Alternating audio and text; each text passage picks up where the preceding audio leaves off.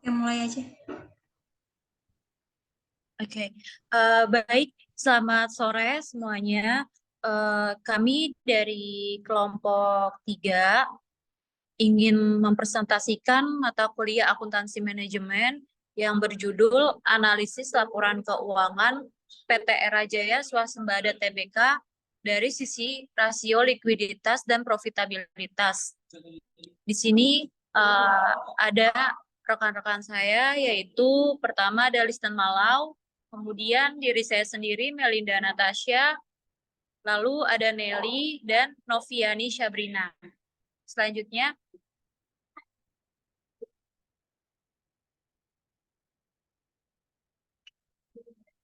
materi yang akan dibahas itu ada beberapa bagian. Yang pertama, pengertian laporan keuangan. Kedua, komponen laporan keuangan. Ketiga, pengertian rasio keuangan. Keempat, jenis-jenis rasio keuangan. Kelima, likuiditas. Keenam, rasio profitabilitas. Selanjutnya, di sini ada pengertian laporan keuangan. Laporan keuangan atau financial statements merupakan produk akhir dari serangkaian pencatatan dan pengfiktisaran dan data transaksi bisnis. Tujuan laporan keuangan adalah menyediakan informasi posisi keuangan, kinerja keuangan, dan laporan arus kas suatu entitas yang bermanfaat bagi sejumlah besar pengguna dalam pengambilan keputusan ekonomi oleh siapapun yang tidak dalam posisi dapat meminta laporan keuangan khusus untuk memenuhi kebutuhan informasi tertentu. Dalam memenuhi tujuannya, laporan keuangan juga dapat menunjukkan apa yang telah dilakukan manajemen atau pertanggungjawaban manajemen atas sumber daya yang dipercayakan kepadanya. Menurut Sak-Etap tahun 2009, Hapsari, Andari, dan Hasana tahun 2017, dan Prasetyo tahun 2000. Selanjutnya akan dijelaskan oleh Nelly. Selanjutnya, komponen laporan keuangan. Yang pertama ada laporan posisi keuangan pemilik perusahaan pada periode tertentu.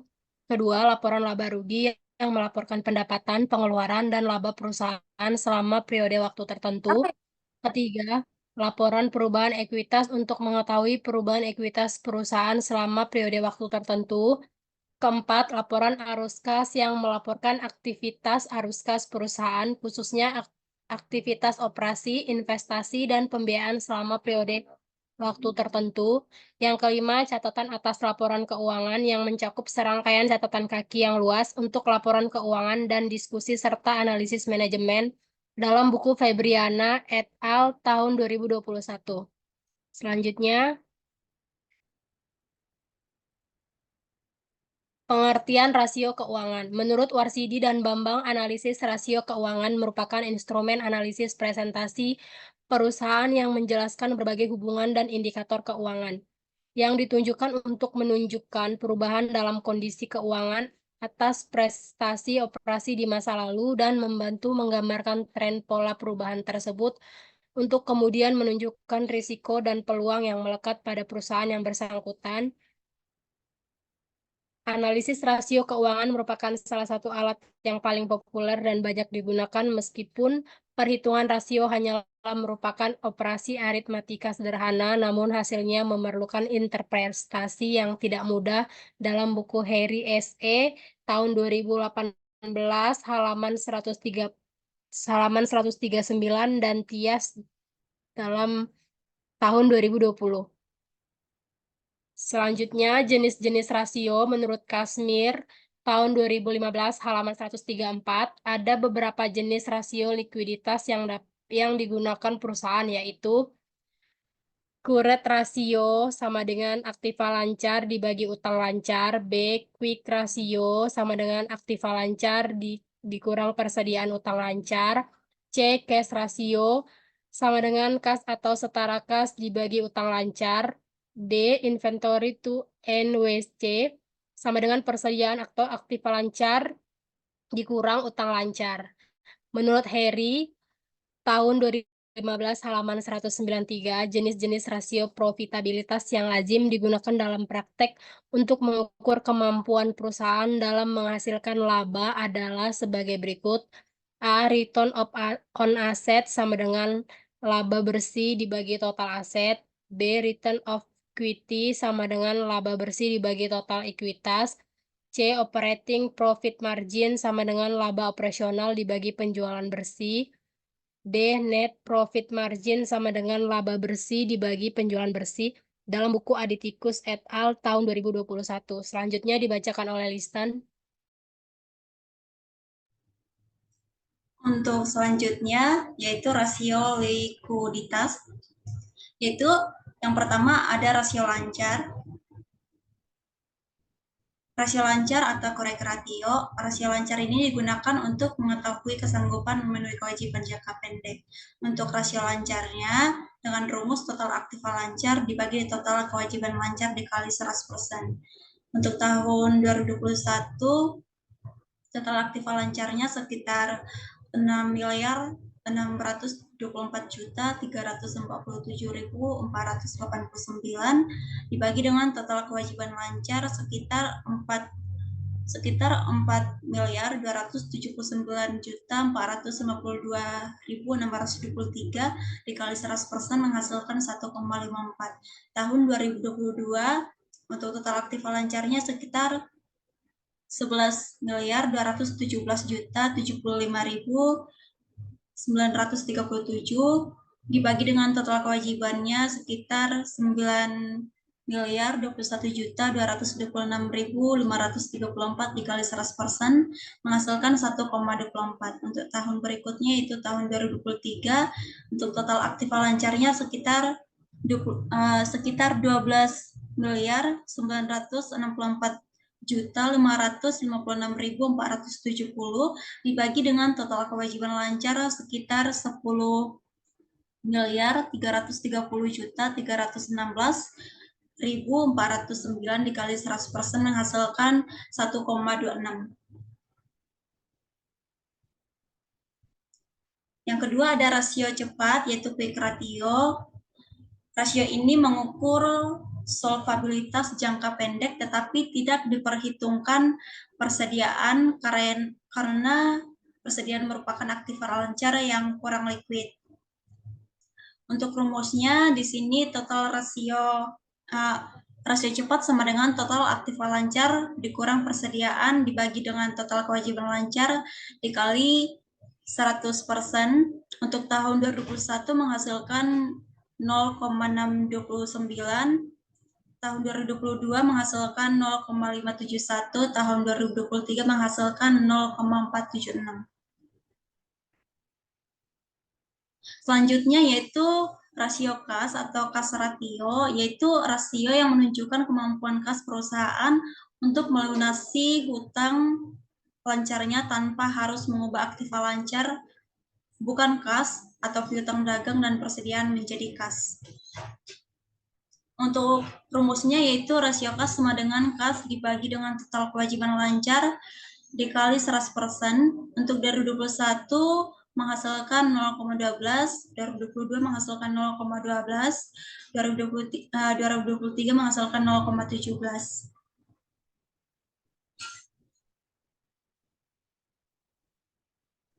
Lanjut, rasio profitability ratio.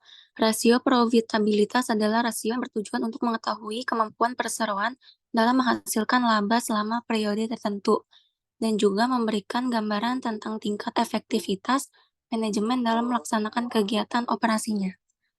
Lanjut.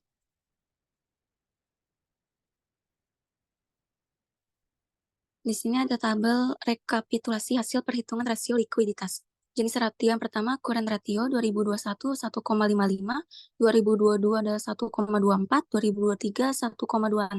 Standar industri 150%. Kedua, quick ratio 2021 0,629, 2022 0,571, 2023 0,476. Standar industri 100%. Ketiga ada cash ratio, 2021 12,6%, 2022 11,5%, 2023 17,0%, standar industri 20%. Hasil perhitungan rasio likuiditas dari current ratio, quick ratio, dan cash ratio, maka keadaan perusahaan PT Era Jaya Swasembada Tbk memiliki kemampuan yang cukup baik untuk memenuhi kewajiban jangka pendek, meskipun ada sedikit penurunan pada tahun 2022 dan 2023. Ketergantungan tinggi pada persediaan mengidentifikasikan rasio likuiditas yang perlu diperhatikan dan dikelola dengan baik. Perusahaan mungkin menghadapi tantangan dalam likuiditas kas yang bisa berdampak pada kemampuan untuk memenuhi kewajiban jangka pendek dengan cepat. Lanjut. Hasil pengembalian atas ekuitas atau return of equity. Metode ini menunjukkan seberapa efektif suatu perusahaan mengelola modal sendirinya. Juga dikenal dengan net worth dengan mengukur tingkat keuntungan dari investasi yang dilakukan pemegang saham atau pemilik modal sendiri perusahaan. ROE, laba setelah pajak dibagi total ekuitas dikalikan 100%. Tahun 2021 menghasilkan 0,17, tahun 2022 menghasilkan 0,15, dan tahun 2023 menghasilkan 0,11.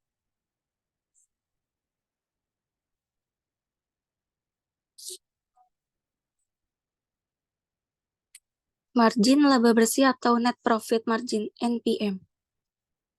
Net profit margin atau margin laba bersih adalah keuntungan penjualan yang dihitung setelah mengambil semua biaya dan pajak penghasilan. Rasio ini menunjukkan pendapatan bersih perusahaan dari penjualan. NPM, laba bersih setelah pajak dibagi penjualan bersih dikalikan 100%. Tahun 2021 menghasilkan 2,57, tahun 2022 menghasilkan 2,18, dan tahun 2023 menghasilkan 1,42.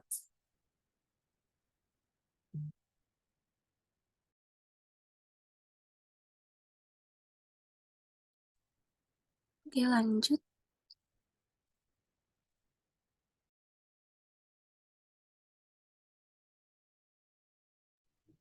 Selanjutnya akan dijelaskan oleh Melinda Anastasia.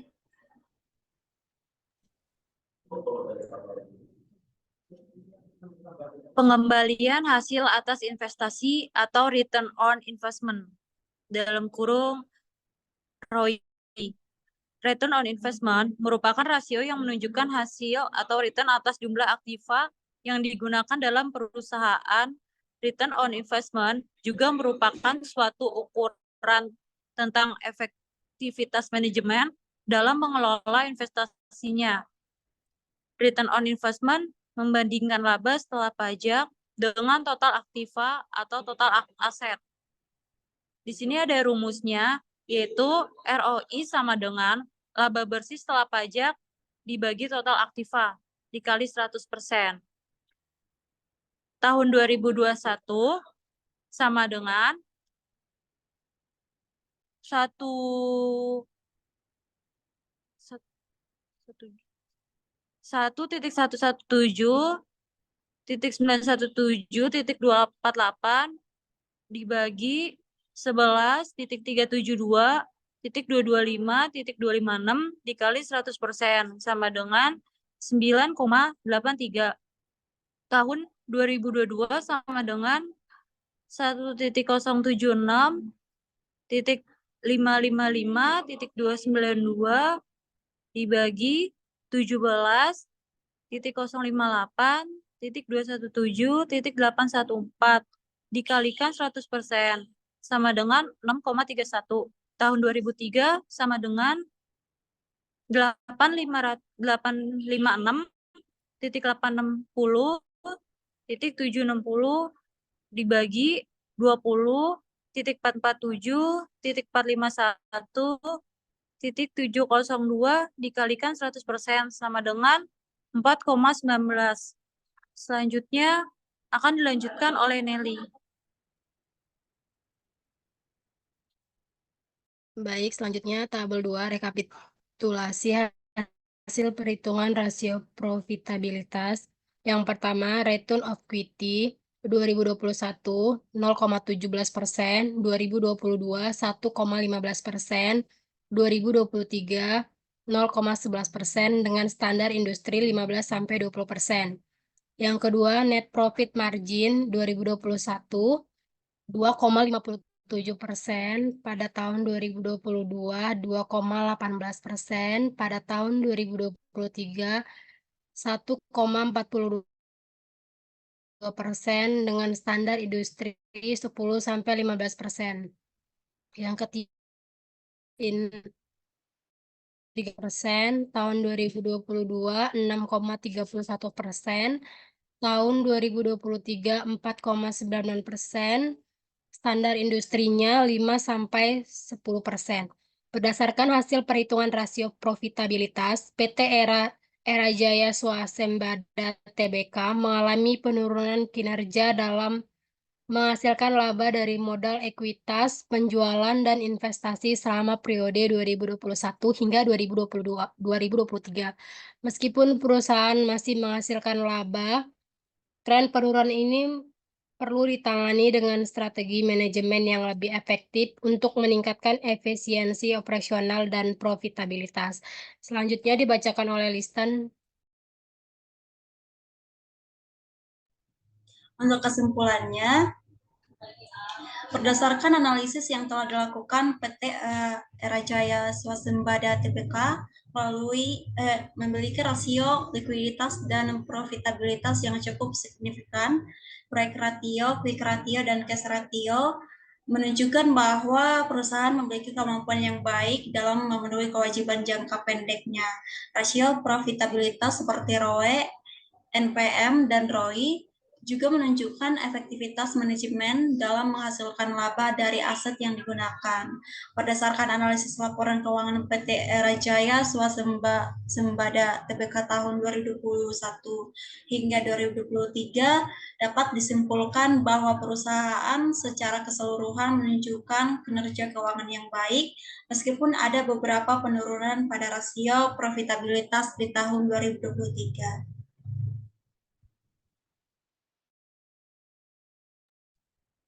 Selanjutnya, saran yang pertama dari PT Era Jaya Swasembada Tbk memiliki rasio likuiditas yang cukup baik. Untuk lebih meningkatkan lagi, perusahaan harus memperbesar aktiva dan modal perusahaan dari kewajiban agar perusahaan mempunyai kewajiban. Yang kedua, PT Era Jaya Swasembada Tbk memiliki rasio profitabilitas yang baik. Untuk lebih meningkatkan laba, di tahun berikutnya perusahaan harus mampu mengelola modal yang diinvestasikan dalam aktiva dan meningkatkan pendapatan bersih untuk memperoleh laba bersih yang lebih baik. Baik, sekian presentasi dari kami. Mohon maaf apabila ada salah kata atau salah penjelasan. Sekian, terima kasih teman-teman, terima kasih yang sudah menyimak.